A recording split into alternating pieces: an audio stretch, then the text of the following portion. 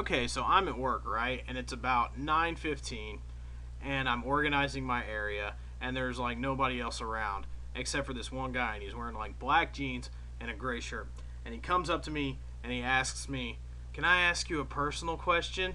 And immediately I'm thinking like, "Oh god. This could either turn out really interesting or this could be a train wreck." As it turns out, it happened to be both. I talk to this guy and I say, yeah, you can ask me a personal question. And he kind of looks off and he goes, "Do you ever think that, with all the white on white and the white on black, and this is all verbatim, this is how he looked and these are the sounds he made."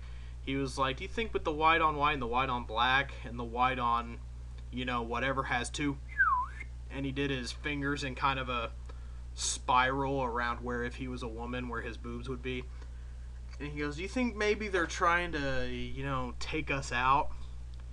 And I think, and it dawns on me what this guy is saying, and that's it. I just try to end the conversation right there. I kind of slowly turn my head back and get back to organizing my stuff. And he presses the matter. He's like, no, I'm serious. Do you think they're trying to like breed us out of the picture or something?" And I'm just taken aback, and none of my usual faculties come to me. I can't provide a cogent response.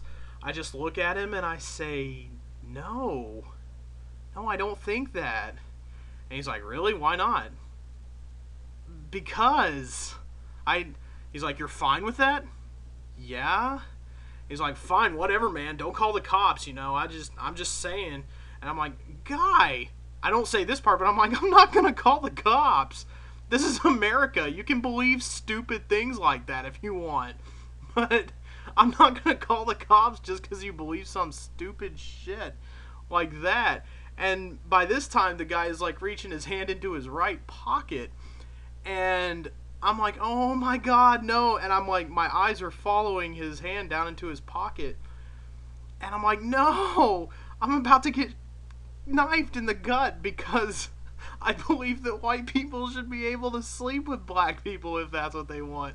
And he sees me looking down his head. He's like, "No, man, it's not like that. Don't call the cops, man. I'm out of here." And he bolted. He took off. And I just stood there dumbfounded for like 10 minutes, not even knowing what to do about it. And eventually I told the manager on duty that night because I felt like I should tell somebody because there was, for at least a few seconds there, that element of fear, like something was going to happen to endanger my personal safety. So I ended up telling him about that, and it really, really, really, really derailed the rest of my night. Total train wreck. But it was much scarier in person, I should say, than television makes it out to be. You see guys like Glenn Beck, and you hear about the thing about like Dr. Laura, and they are cartoon characters compared to this guy. Just talking to one of these guys in the flesh was just one of the scariest things that's ever happened to me. And he had also around his neck, he had on headphones, and they were blasting this really shitty metal. And it was just the perfect soundtrack to make talking to this guy just this creepy experience. And it's something I really, really, really, really, really, really hope I never have to do again. A lot of the people I tell this story to, they just laugh their way through it, but it was genuinely pretty scary, and I really hope it's something I never have to do again.